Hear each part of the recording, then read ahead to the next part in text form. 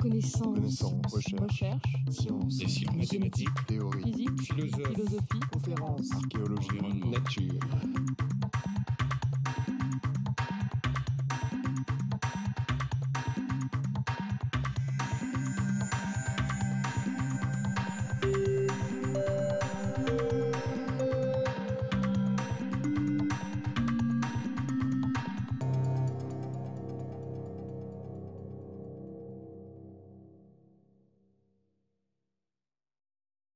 Ok, alors on va revenir un peu sur les symétries de l'action efficace qu'on avait simplement notées, mais d'abord on discutera des symétries qu'on connaît déjà dans la théorie des champs, et par contre, dans la deuxième partie de ce cours, on va voir des nouvelles symétries, des symétries qui n'existent pas dans la théorie des champs, et qu'il sort bien de la théorie des cordes, en particulier, là, aujourd'hui, des symétries liées au phénomène de Kaluza-Klein, quand on fait une compactification de la théorie. Alors,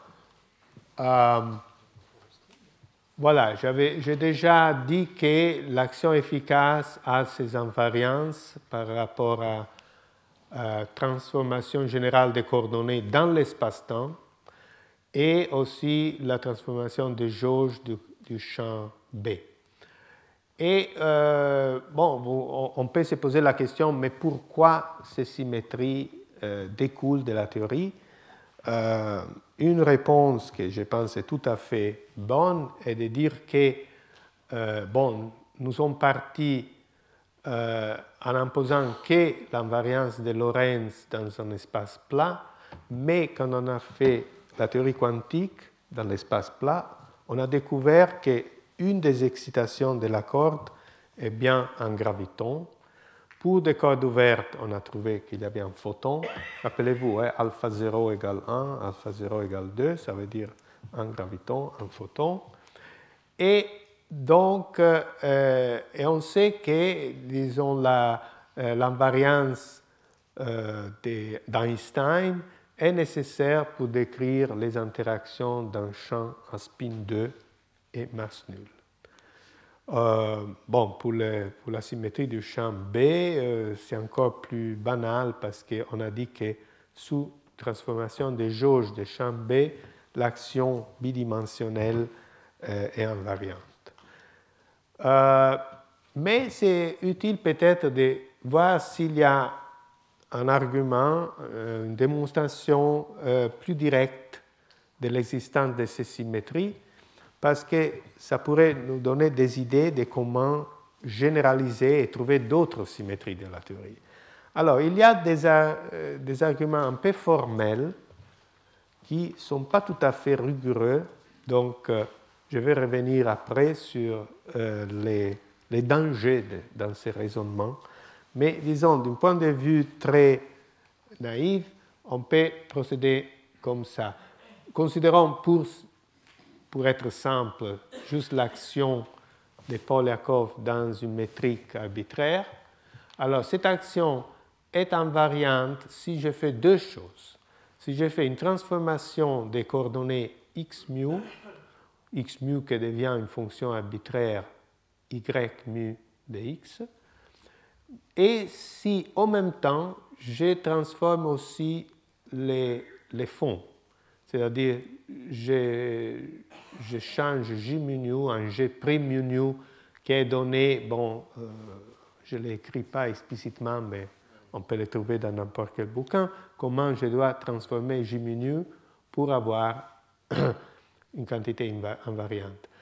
Mais, disons, c'est ce qui m'intéresse vraiment, par exemple en connexion avec cette action efficace, c'est la théorie quantique, et j'ai souligné plusieurs fois, dans la théorie des champs, on fait une approche de première quantisation, donc les champs quantiques sont les coordonnées x et la métrique gamma, et pas les champs G, grand G lui-même. Donc, dans la théorie quantique à la Feynman, je dois faire un intégral fonctionnel sur les x mu, en gardant g mu nu fixe. Et je dois regarder les résultats de cet intégral fonctionnel comme un fonctionnel de grand G. Vous voyez, je vous donne grand G, je fais l'intégrale fonctionnelle, c'est écrit là. On appelle ça quelquefois une fonction de partition.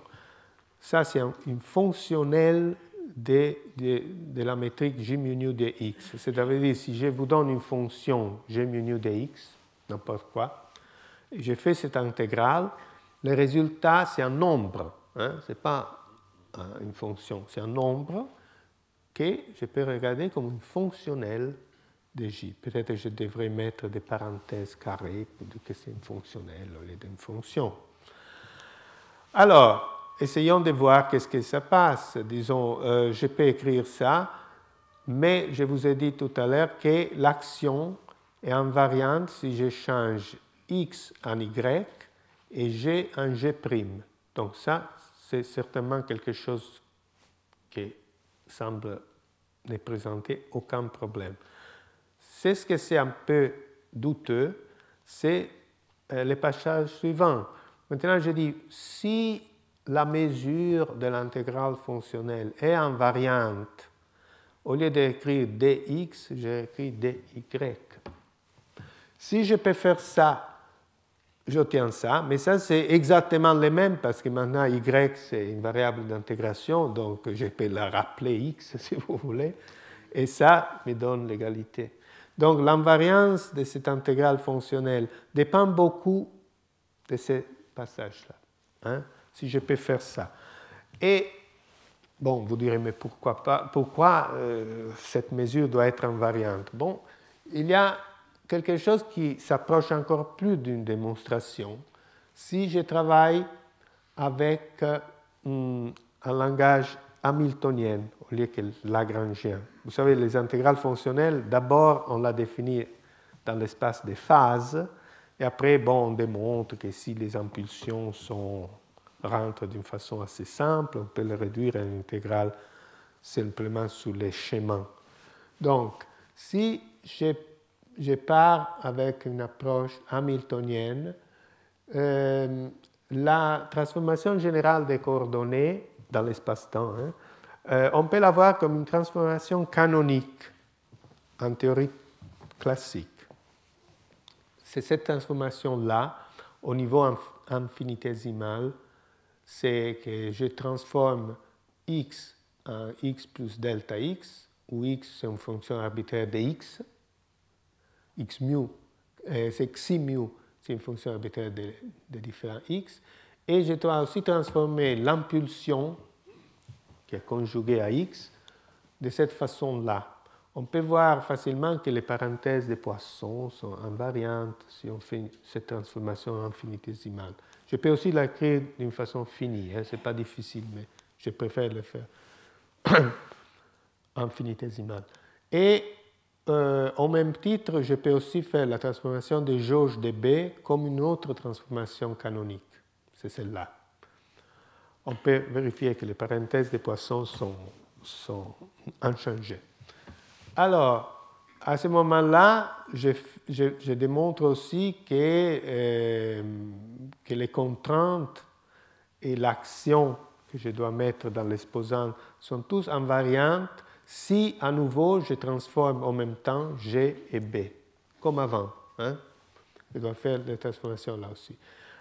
Et à ce moment-là, l'intégrale fonctionnelle, il n'est plus sur x, mais c'est une intégrale fonctionnelle sur l'espace des phases.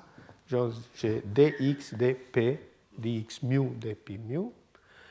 Et classiquement, vous savez que la mesure de Liouville est invariante par rapport à n'importe quelle transformation canonique. Donc, à ce moment-là, il semblerait encore plus facile de démontrer que la fonction de partition, bon là j'aurais dû mettre z de g et b, est invariante par rapport aux transformations de g et b qui sont liées à ces transformations canoniques. Hein. Et on peut faire la même chose pour des cordes ouvertes et on trouve de la même façon que les transformations de jauge sont liées aussi à des transformations canoniques. Alors pourquoi ça, ce n'est pas une démonstration qu'il y a des invariances de jauge? C'est parce qu'il n'y a pas de règle générale que des transformations canoniques au niveau classique deviennent dans la théorie quantique des transformations unitaires. Parce que c'est ça qui donne vraiment une symétrie à la théorie quantique, si il existe une transformation unitaire des opérateurs et des états entre théorie A et théorie B. Et apparemment, il y a souvent des anomalies. Il y a souvent des anomalies dans la mesure d'intégration, même dans l'espace des phases.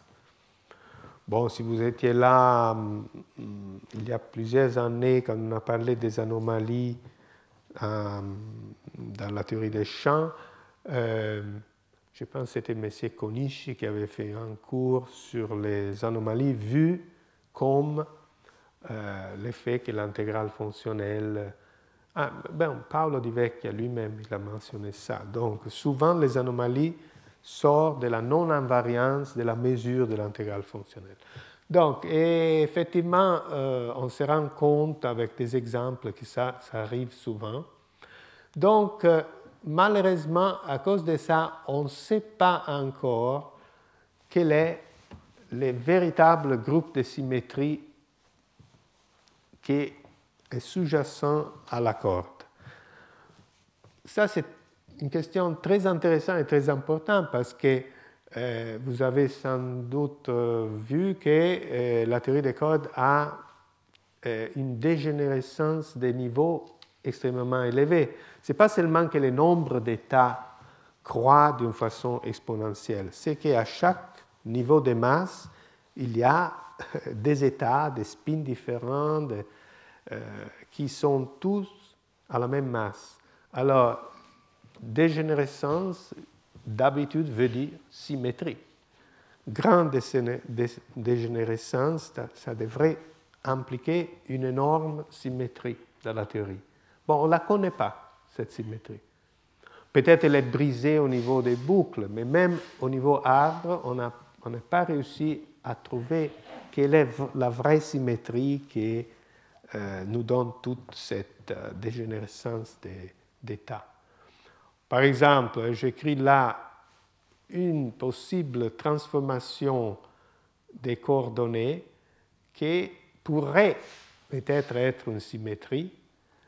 Vous voyez, au lieu de dire je remplace x mu avec x mu plus xi mu de x, je le transforme mais avec quelque chose qui dépend aussi des dérivés de x par rapport à sigma et tau.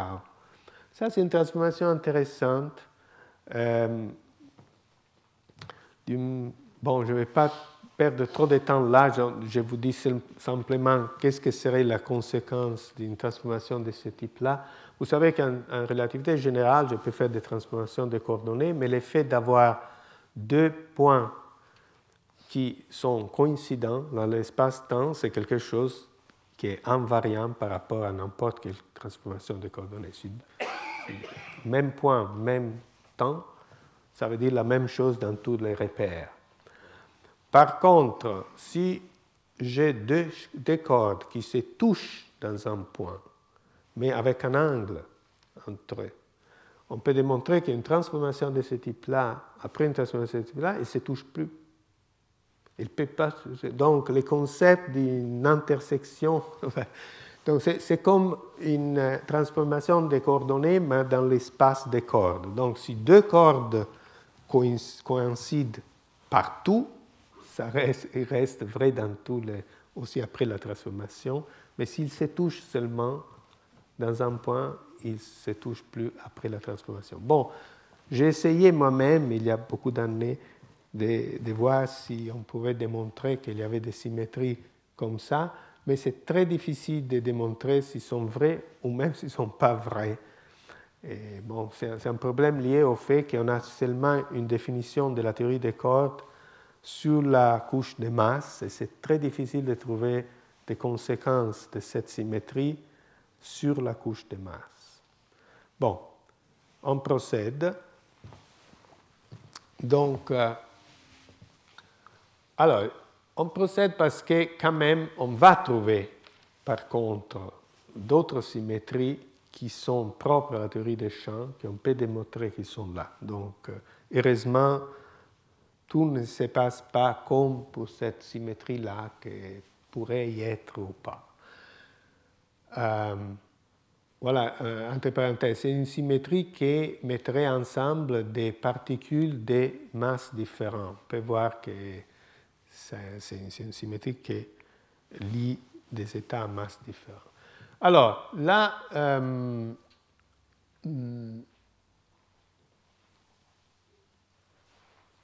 je vais regarder ces nouvelles symétries dans le cas de la compactification des dimensions supplémentaires de l'espace. On a déjà mentionné la dernière fois la théorie de Kaluza-Klein en théorie des champs. On va la reprendre et après on va voir qu'est-ce qu'elle devient dans la théorie des cordes. Parce que là, il y a vraiment des nouveautés très intéressantes. Donc, je vous rappelle, en théorie des champs, on avait déjà dit d'une façon un peu plus rapide la dernière fois, ou il y a 2 semaines, je ne me rappelle plus.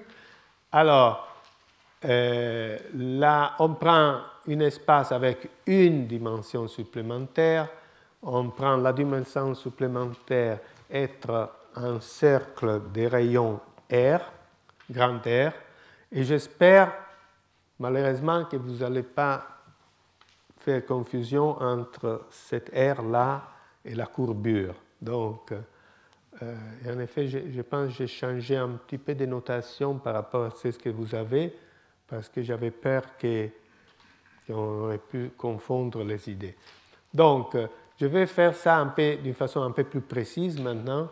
Donc, grosso modo, on avait dit les champs A mu, le potentiel vecteur de l'électromagnétisme, vient être lié à la composante J mu 5 de la métrique et que G5,5 était associé à les dimensions propres de ces cercles. Plus précisément, on écrit la métrique en 5 dimensions de cette façon-là. Et ça, donc, c'est la métrique en 5 dimensions qui est écrit comme l'élément des lignes en 5 dimensions. On l'écrit comme l'élément des lignes en 4. Et le reste, on l'écrit de cette façon-là. Vous voyez qu'effectivement, A mu, quand on fait les carrés de ça, devient la chose qui multiplie dx5 dx mu, mais c'est utile d'extraire aussi ces facteurs-là et à la puissance d sigma, qui est la composante G5,5, si je développe ça. Alors, on fait un peu d'algèbre, on prend la théorie d'Einstein, pure Einstein, sans même la constante cosmologique, en 5 dimensions, et avec un calcul qu'on peut faire, ce n'est pas immédiat, on obtient ça.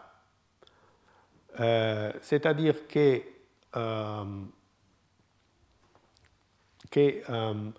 pardon, j'aurais dû dire, si on prend que tous les champs dépendent seulement des 4 composants de l'espace-temps et pas de la 5e, cette action-là se réduit à cette action-là. Parce que donc l'intégrale sur dx5 est quelque chose qu'on peut faire sortir de l'intégrale. Donc, on obtient la même chose, mais multiplié par 2πr. 2πr, c'est la circonférence du cercle. Mais il y a aussi un e à la sigma qui apparaît. R5 nous donne R4, et après il y a encore F mu nu d. Donc ça, c'est le miracle, si vous voulez, de Kaluza et Klein. D'une théorie de la gravitation sort une théorie de l'électromagnétisme, parce que F mu, c'est justement l'action de l'électromagnétisme. Mais il faut aussi noter qu'il y a ce champ sigma qui se promène. Il est là, un peu comme notre dilaton de tout à l'heure, et aussi à multiplier ça. Et effectivement, si je prends sigma égale constante, je peux identifier ça comme une théorie de la gravitation où la longueur de Planck, désolé, là, j'ai changé en 8 en 16, mais bon, ce n'est pas trop important. Hein? C'était pour rendre les formules un peu plus simples. Dans les cours de l'ère précédente, j'avais mis 8.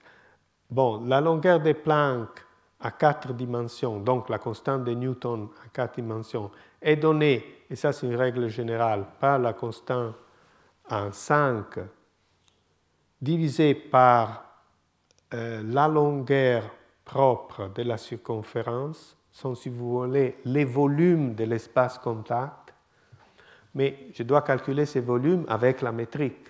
Donc, vous voyez bien que X5 a une périodicité de πr. Mais, disons, la longueur propre de ce cercle, il faut tenir compte de la métrique. Donc, ρ et la sigma r, c'est les rayons propres de mon cercle.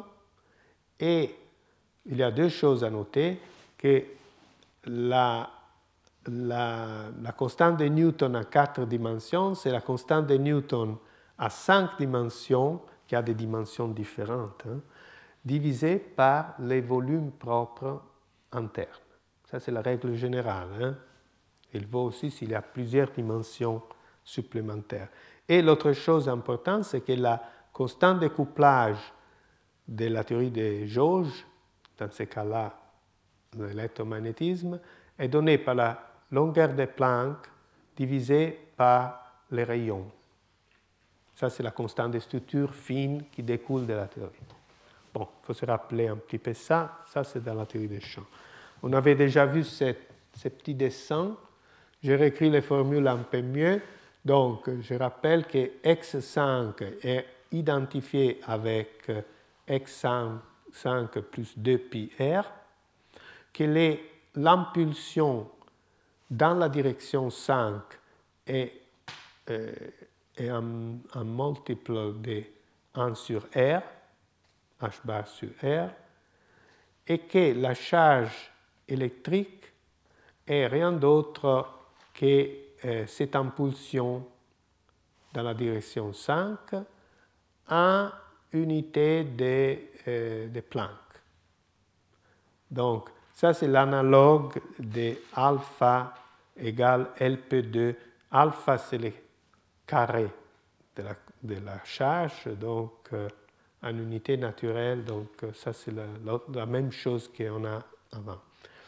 Et finalement, c'est important de dire que les masses vues dans les mondes quadridimensionnels des différentes particules ont, en plus de la masse en 5 dimensions, cette contribution qui vient du mouvement dans la 5e dimension. Donc, vous savez, M2, c'est égal à il y a un P2, et P2 nous donne ça, parce que, ok, je prends le carré de P5.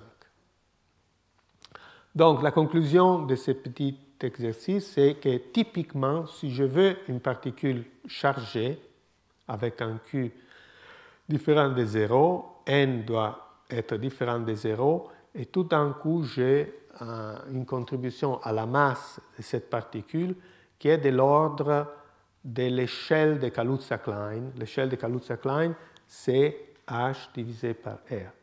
Hein?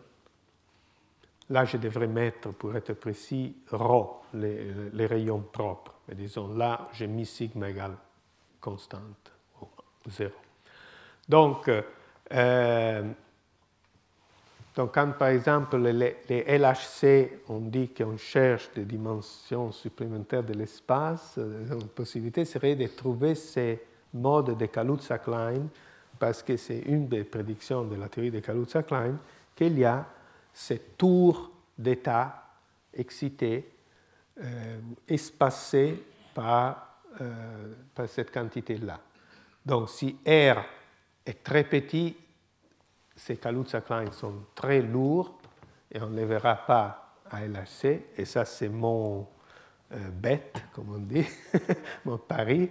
si quelqu'un veut pas faire un pari, j'accepte. Mais disons, quelqu'un dit que peut-être R n'est pas si petit que ça, et donc on pourrait peut-être voir ces dimensions supplémentaires de l'espace si elles ne sont pas trop microscopiques. Bon, ça c'est la théorie des champs. Alors, passons à la théorie des cordes, parce que là, il commence tout de suite à avoir des petites nouveautés. C'est-à-dire que je prends donc encore le cas d'une seule dimension compacte. Après, on va parler de plusieurs dimensions compactes, mais pour l'instant, on ne prend qu'une seule. On l'appellera toujours la 5, okay, au lieu de la 25, par exemple. Donc, on l'appelle la 5 parce que sinon, les formules deviennent un peu plus lourdes. Alors, premièrement, on trouve qu'au lieu d'avoir un U1, électromagnétisme, on trouve un U1 fois U1. Donc, deux copies d'une symétrie des jauges, deux copies séparées, simplement parce que la théorie des cordes a nécessairement ces champs J-5 et B-5. Sont liés à des particules qu'on connaît dans la théorie, dans le spectre de la théorie. Et chacune donne, ou chacun donne des bosons de jauge. C'est-à-dire on a vu que la covariance en 5 dimensions produit, après compactification, une invariance de jauge. C'est ce qu'on vient de voir dans la théorie des champs. Bon, c'est ce qu'il arrive, c'est que l'invariance qu'on appelle aussi des jauges des B-mu-nu, génère aussi, par compactification, une autre invariance des jauges. Ce sont deux invariances des jauges, et c'est pour ça que je séparais, qui commutent entre eux. Donc, le groupe de jauges devient U1 fois U1. Si je prends les paramètres de transformation qui ne dépendent pas de la coordonnée x5.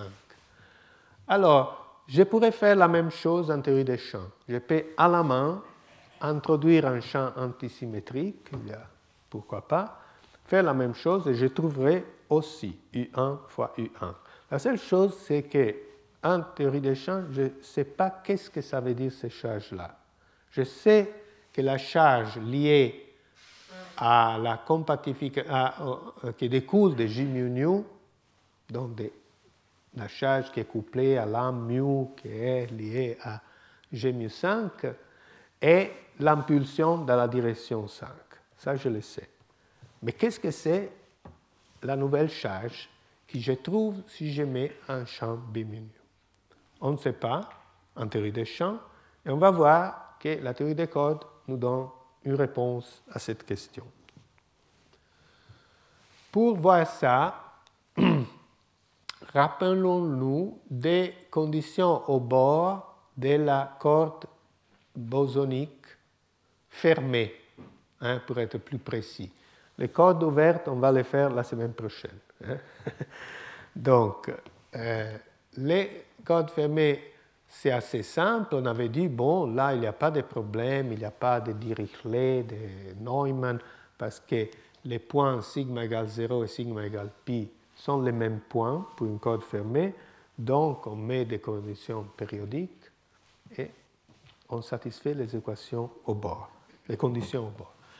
Mais tout d'un coup, si on est dans un espace topologiquement non banal, dans un cercle, comme les points x5 et x5 plus 2pi mr sont la même chose, on peut imposer une autre condition de périodicité, c'est-à-dire dire que x5 à sigma égale pi égale à x5 à sigma égale 0 plus un nombre entier de longueurs de ma circonférence.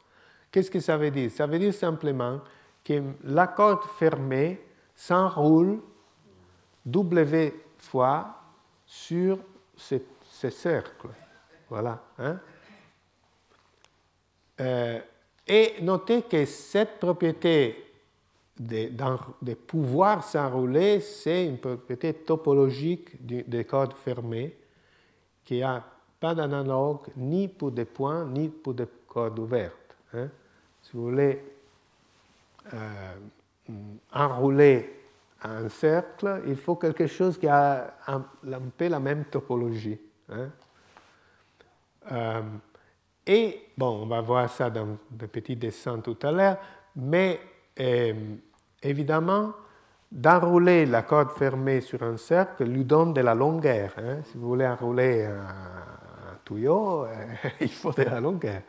Et chaque longueur coûte de l'énergie parce qu'il y a la tension. Donc, plus j'enroule, plus la corde devient lourde. Bon, c'est très facile de mettre des conditions au bord de ce type-là dans la solution qu'on avait pour la corde fermée. Ça suffit de rajouter un terme d'enroulement.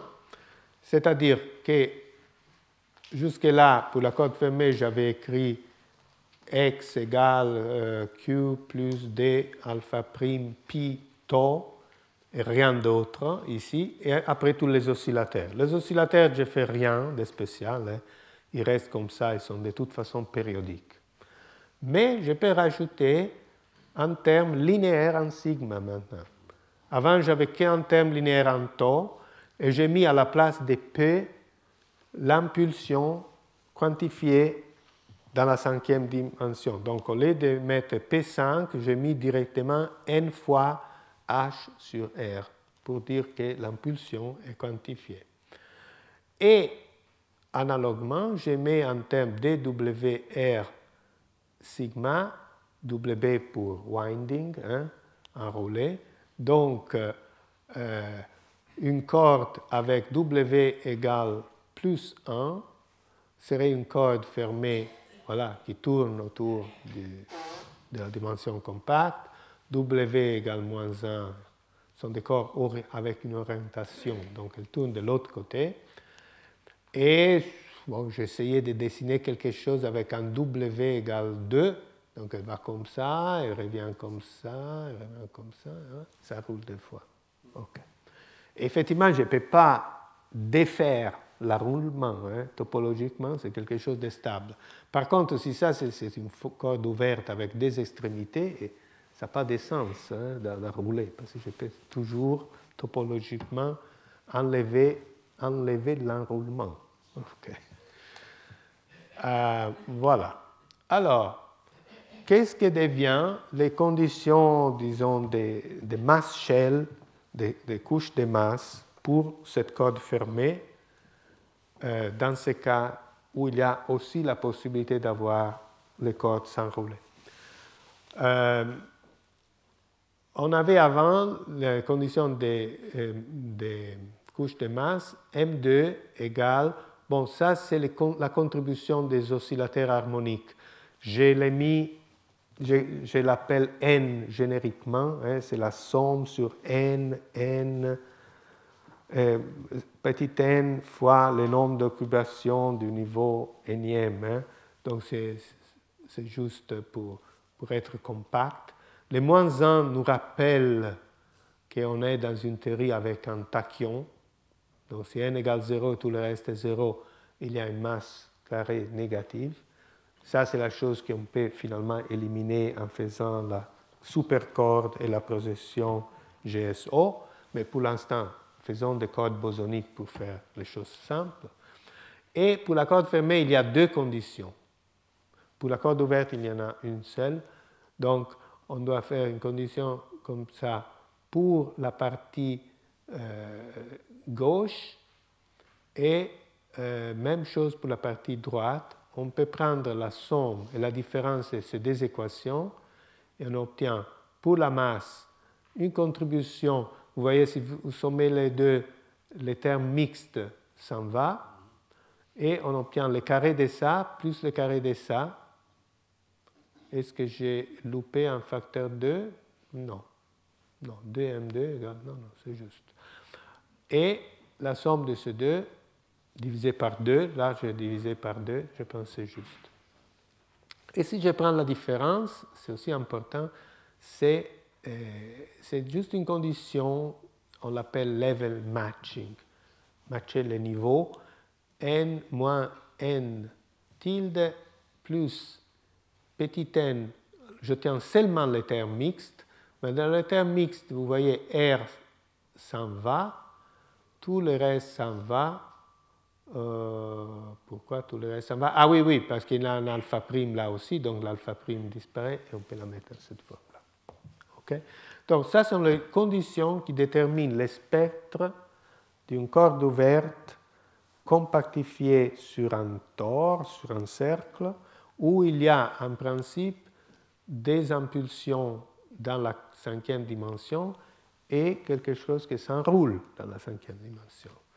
Alors, cherchons les états à masse nulle dans tous ces états-là. Il y a un nombre infini d'états, comme d'habitude, mais je cherche ceux qui ont masse nulle. Alors, pour avoir une masse nulle, je peux essayer de jouer soit avec ça. Je dois compenser les moins 2, hein, parce que sinon, j'ai le tachyon. Donc, pour avoir une masse nulle, je dois compenser les moins 2. Et si R a une valeur générique, pas une valeur spéciale qu'on va discuter tout à l'heure, prenons une valeur au bol comme ça, je ne peux pas avoir 0 parce que là c'est tout des entiers, donc je dois mettre ça à 0 et jouer seulement sur les n. Donc n égale n tilde égale 1 qui nous donne 0, et comme petit n et w sont 0, cette condition est satisfaite aussi, hein, parce que 1 moins 1 égale 0. Alors, ces états-là, ils ne s'enroulent pas, ils n'ont pas d'impulsion dans la cinquième dimension non plus, sont vraiment des états qu'on a déjà vus dans l'espace plat non compactifié.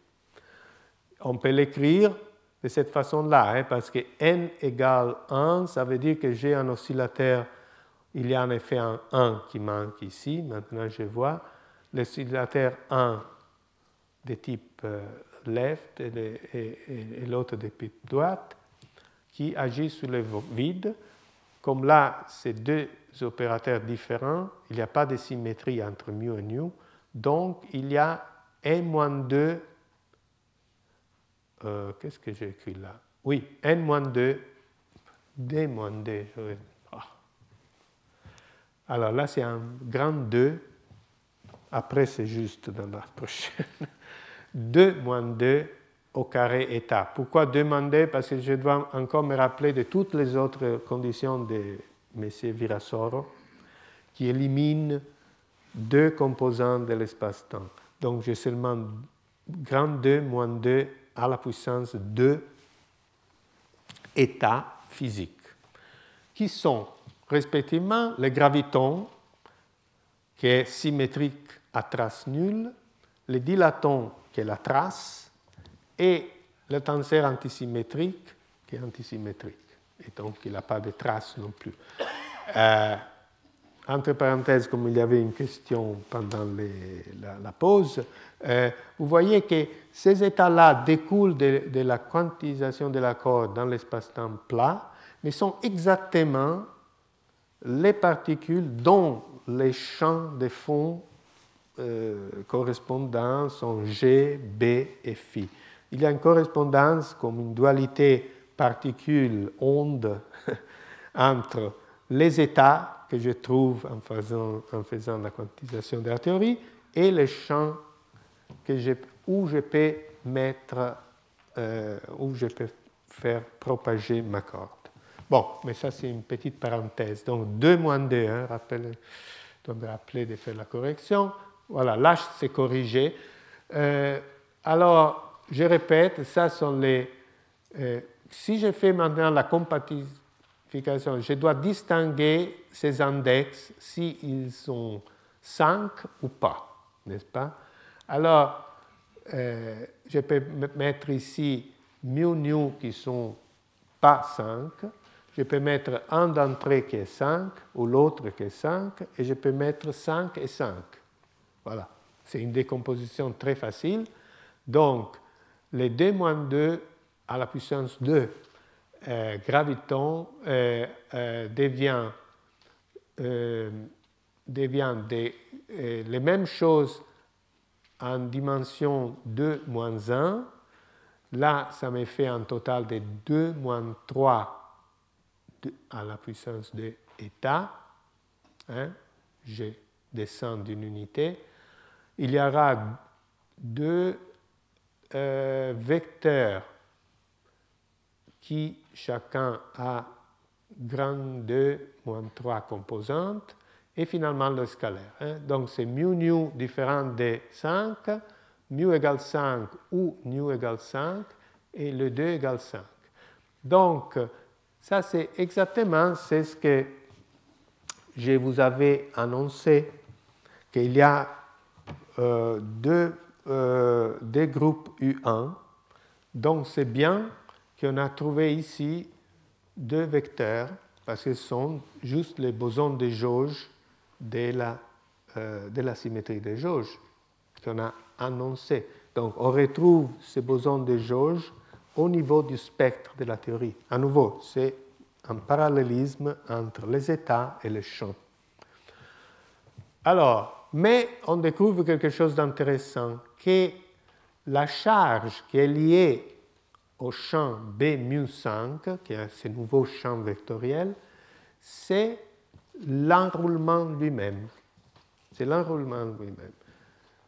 Donc, on avait dit pour l'autre U1, c'est l'impulsion. Pour cet U1-là, c'est l'enroulement lui-même. On peut voir ça en écrivant les couplages de ces B mu 5 à la corde. Vous vous rappelez, dans l'ère précédente, on avait écrit les couplages de B mu nu à la corde. C'était antisymétrique, hein, et tout ça. Pour B mu 5, elle devient ça. Hein, voilà, où là, je suis déjà dans les coordonnées orthonormales et tout ça, mais disons. Et on peut l'écrire comme une dérivée totale, ces couplages. Mais cette dérivée totale nous donne 0 au moins que x5 ne soit pas périodique. Donc si x5 effectivement fait un saut de 2 pi wr, on obtient un couplage qui est proportionnel à CW. Ok, j'espère que c'est clair. Hein? Donc je prends le champ B mu 5, qui est le nouveau champ vecteur de la nouvelle symétrie U1. J'écris son couplage quand il est à basse fréquence à la corde, et je trouve que c'est banal, sauf si, je dois encore faire l'intégrale, hein, là, sauf si x5 n'est pas banal, quand on fait le tour de la corde. Alors, mais la vraie surprise, c'est que quelque chose se passe si je prends une valeur spéciale de R. Si je prends un rayon de compactification qui est donné par ce que j'appelle R étoile, qui est simplement dans les unités que j'ai définies, avec mes définitions, c'est la longueur de la corde divisée par la racine de 2, ou si vous voulez, h bar alpha prime sur racine. Dans ce cas-là, j'obtiens d'autres solutions. Dommage que je n'ai pas remis les formules. Et disons, on peut les voir ici, que si je prends cette valeur particulière de R, si vous voulez, à part des H bar, ça veut dire que R égale alpha prime, R2 égale alpha prime. Vous voyez que ça, il génère à nouveau des entiers qui on peut combiner avec ces entiers pour annuler les deux. Donc, c'est quelque chose, de toute façon, c'est une algèbre banale que vous pouvez vérifier qu'il y a à nouveau d'autres états nuls, à masse nulle, qui sont définis par ces deux possibilités. Soit n égale w égale plus ou moins 1, et dans ce cas, je dois prendre n égale 0, donc pas d'oscillateur du type gauche, n tilde égale 1, donc un oscillateur de type droite, ou je prends n et w opposés et je prends alors seulement les oscillateurs de type n. Qu'est-ce que ça veut dire de prendre n et w les mêmes? Ça veut dire que peut-être que ça vaut la peine de regarder à nouveau la solution. Voilà. Si R égale à racine d'alpha prime, vous voyez là que n égale à w, tout ça dépend seulement de tau plus sigma. Vous voyez ça, hein? Si je prends R égale racine d'alpha prime, une racine d'alpha prime sort et j'obtiens ça. Et si je prends n, je prends quelque chose qui dépend seulement de tau plus sigma. Et en plus, je ne prends pas cette partie d'oscillateur, je prends seulement la partie comme ça. Et donc, j'obtiens quelque chose qui est purement qui bouge à gauche. Entre parenthèses, je n'ai jamais expliqué ça peut-être, mais disons, vous comprenez que c'est quelque chose qui dépend seulement de tau plus sigma. C'est comme une onde qui se propage vers la gauche. 3 moins sigma, pardon, vers la gauche, votre gauche et ma droite. Voilà, donc c'est assez... donc on a ça. Donc on a ces 4 bosons vecteurs supplémentaires. Pourquoi boson vecteur? Parce que comme j'ai n égale 1, ça veut dire que j'ai un oscillateur. Cet oscillateur a une index mu qui peut être soit 5, soit non 5. Si c'est non 5, là, j'obtiens des vecteurs dans mon espace à d-1 dimension. Donc, ces 4 bosons vecteurs, on les met ensemble avec les 2 autres qui existent pour n'importe quelle valeur de R. Et 4 plus 2 fait 6. Et 6, c'est le nombre juste des bosons vecteurs pour une théorie de jauge basée sur un groupe SU2 fois SU2, parce que chaque SU2 a 3 générateurs, donc elle a besoin de 3 vecteurs de jauge. Donc, tout d'un coup, à ces valeurs spéciales du rayon de compactification, ma symétrie, qui était U1 fois U1, devient SU2 fois SU2. Donc, une théorie de jauge non abélienne sort de cette compactification. Ça c'est un phénomène complètement nouvel qui existe dans la théorie des cordes. Et comme ces états-là ont à la fois de l'impulsion et de l'enroulement, ces bosons sont chargés par rapport à... ils ont à la fois l'impulsion et à la fois l'enroulement, donc ils sont chargés par rapport au groupe de jauge. Rappelez-vous que ça c'est typique de la théorie des jauges non abéliennes, que les bosons de jauge sont chargés. Hein?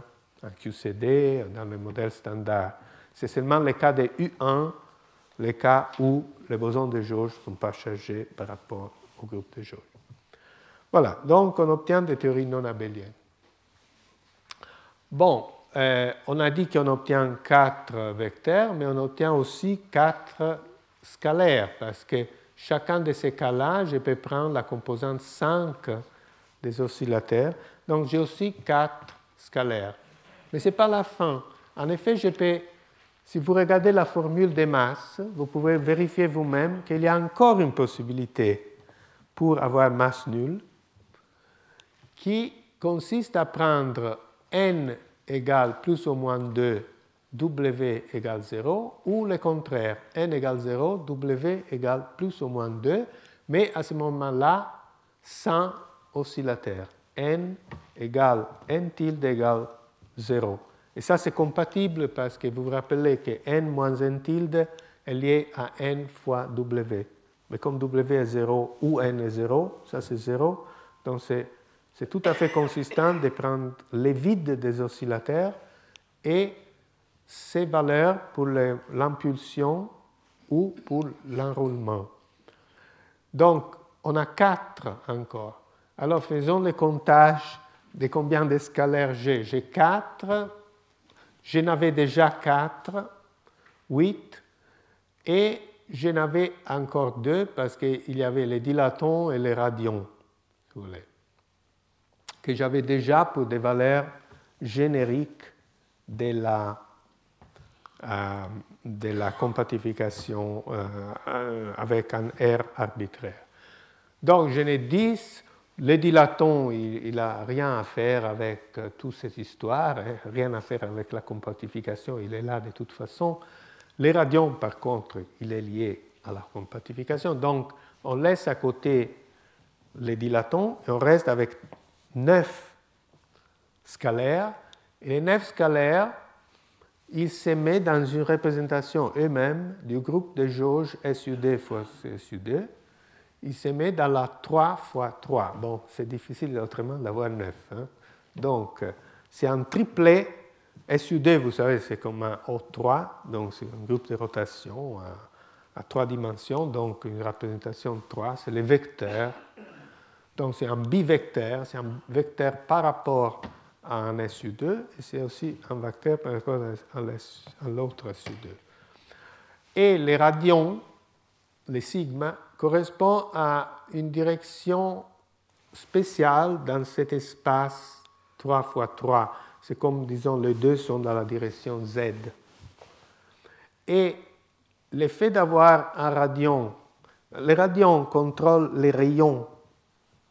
Donc, c'est les radions qui nous disent si on est vraiment aux valeurs spéciales R étoile ou pas. Hein.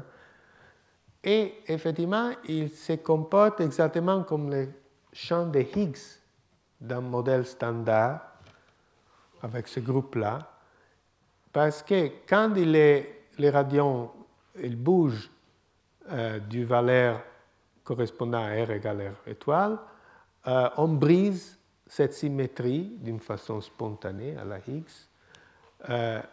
au subgroupe U1 fois U1. Donc, pas seulement on trouve des symétries très intéressantes, des symétries de jauge comme on les a dans les modèles standards, mais on trouve même la brisure à la Higgs à travers ces champs des radions. Et effectivement, la masse, donc si on se déplace très peu de cette valeur critique de R, on obtient des petites masses pour certains bosons de jauge qui sont contrôlés par cette distance-là. Bon, si vous êtes surpris de tout ça, ce n'est pas encore la fin. Il y a encore une surprise, et c'est la dualité, la T-dualité. C'est-à-dire que l'enroulement et l'impulsion apparaissent dans les formules de masse d'une façon très symétrique. Vous avez vu, un multiplie tau, l'autre multiplie sigma, tout ça. Mais, oui, il faut faire une remarque ici qui peut-être ne vous a pas échappé, mais disons, en général, les gens qui font la théorie des cordes, ils n'en parlent jamais, donc je suis un peu un cas particulier. Je pense qu'il faut souligner une chose, que les nombres d'enroulement, c'est un concept purement classique.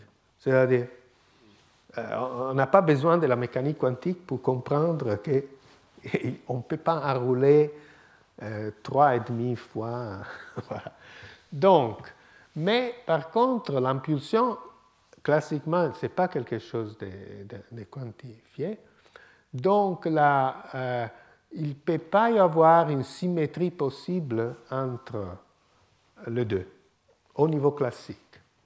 Mais ce qui arrive, c'est qu'au niveau quantique, évidemment, l'impulsion est quantifiée, et c'est à ce moment-là, et seulement à ce moment-là, qu'une symétrie apparaît entre enroulement et impulsion. Si on prend toutes mes formules et on change en même temps, N et W sont des entiers, donc je peux toujours lier un à l'autre. Et en même temps, on change R1, LS2 sur 2R. Vous pouvez vérifier vous-même, hein, regardez les formules, que tout reste le même. Les contraintes, les formules de masse, tout reste inchangé. Donc, et à noter que la valeur R égale LS sur racine 2, c'est exactement les points fixes, ce qu'on appelle les points fixes de cette transformation. Si je prends R égale LS sur racine 2, ça vaut aussi LS sur racine 2. Donc, il y a cette transformation de dualité qu'on peut démontrer être une symétrie exacte de la théorie des cordes.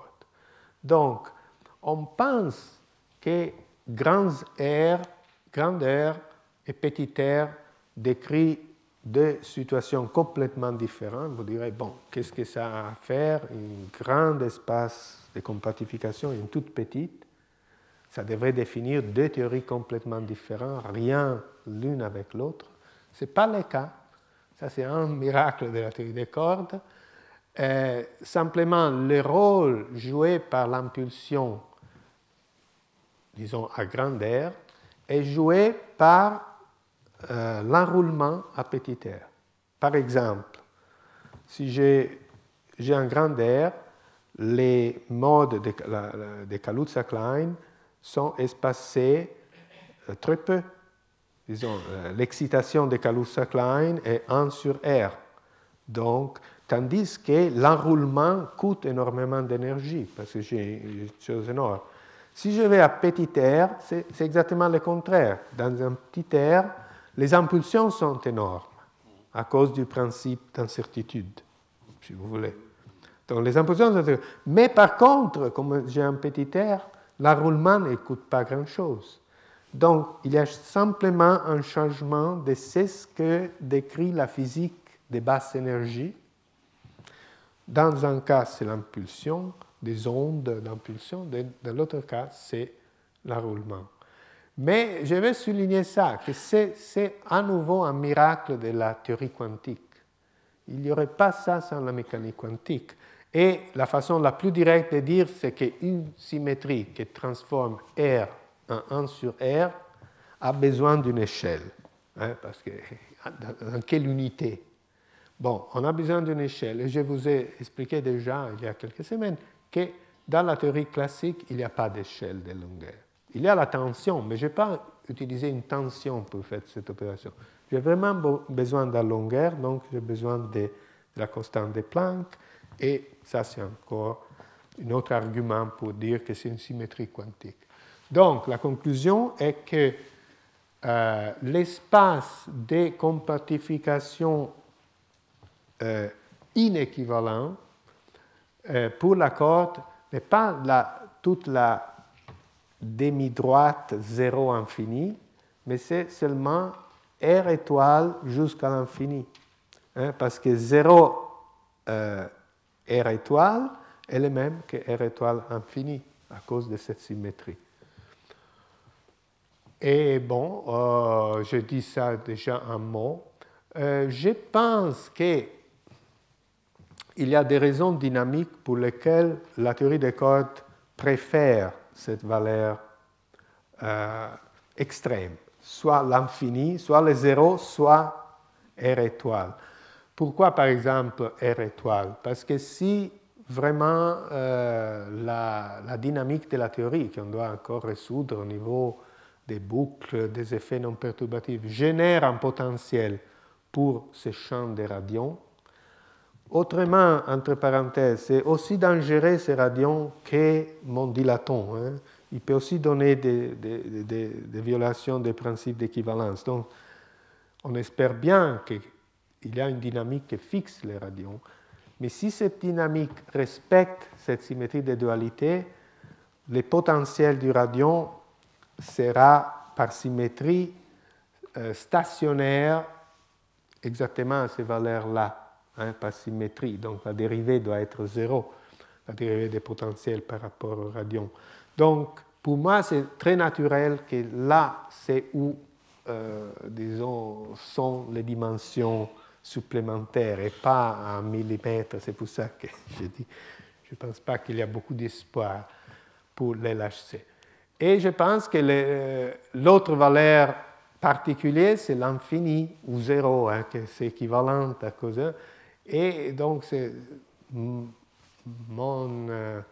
mon idée, c'est que probablement, disons, c'est comme ça qu'il y a les 3 dimensions infinies de l'espace où nous vivons, et les autres doivent être plutôt tout petites à l'échelle de la corde, hein, parce que cette R étoile, c'est vraiment l'échelle de la corde.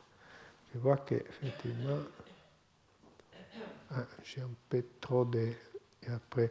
Voilà, alors on fait comme ça, j'ai fait ça comme dernière transparent et après augmenter le nombre de dimensions, on va le faire la prochaine fois avec les cordes ouvertes parce que autrement. Donc je voulais juste terminer alors en disant qu'on peut se demander est-ce que je peux trouver une transformation canonique qui me donne la dualité T?